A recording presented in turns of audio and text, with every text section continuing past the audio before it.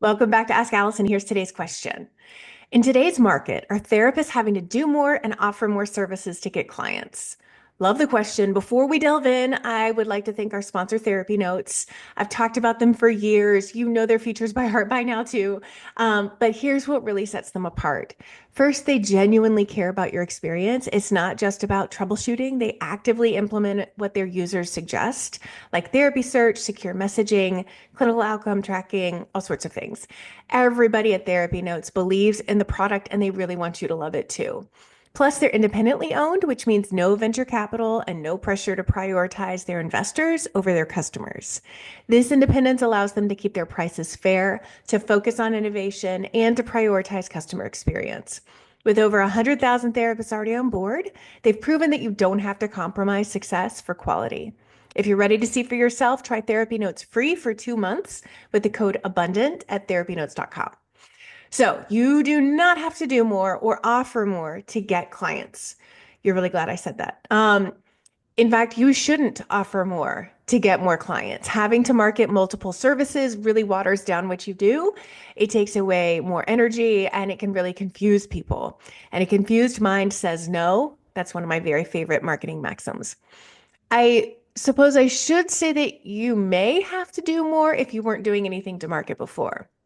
You absolutely have to market your practice in 2025, whether you're private pay or you take insurance.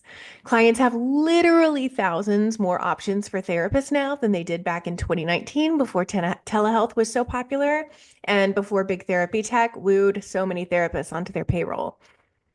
If you were already marketing before, you don't need to do more marketing. You just need to do it better.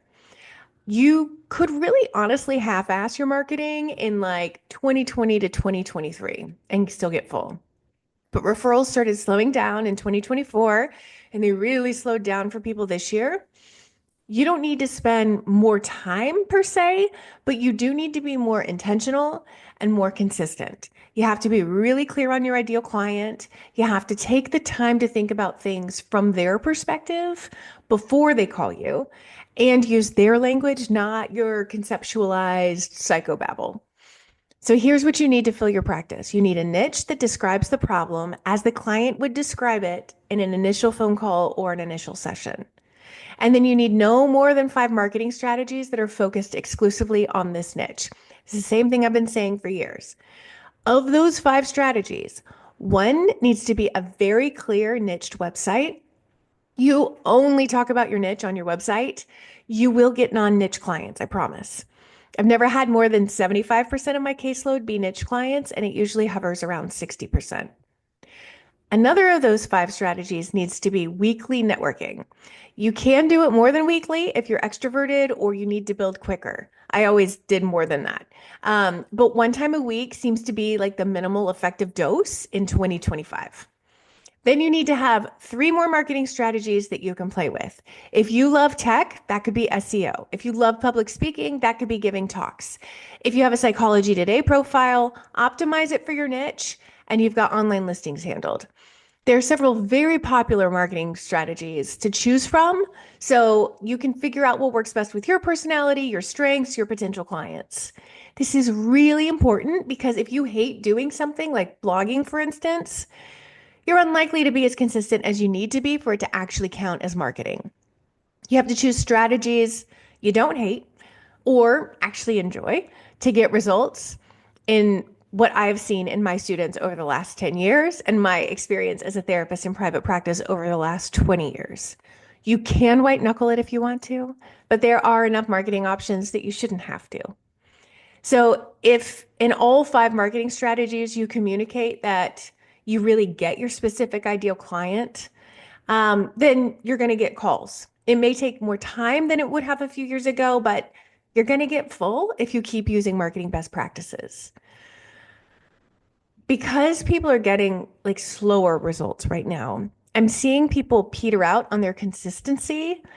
Um, I know that it's really hard to keep going with marketing when you aren't getting all the calls that you want as fast as you want.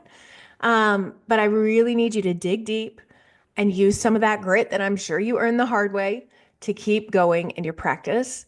On tough days, ask yourself which problem you want to have. Um, you want to put in the effort for the marketing activity that isn't the most fun thing to do? Is that the problem you want to have? Or do you want to have to continue to worry about not having clients months from now? Consistent action leads to consistent, though delayed, results. And as long as you're doing the marketing strategies correctly, you're going to get clients. I hope that helps clarify. It's not more work, it's not more offers, it's just more focus. If you need help choosing those marketing strategies and learning how to do them right, the Abundance Party teaches you for way less than you would get paid for one session. If you're on social, DM Party for the link. And if you're listening to the podcast, you can check the show notes. Today's free worksheet is common marketing strategies for therapists. You can DM me the word sheets for this, and you also have access to all the other free worksheets. All right, I hope you have a great day.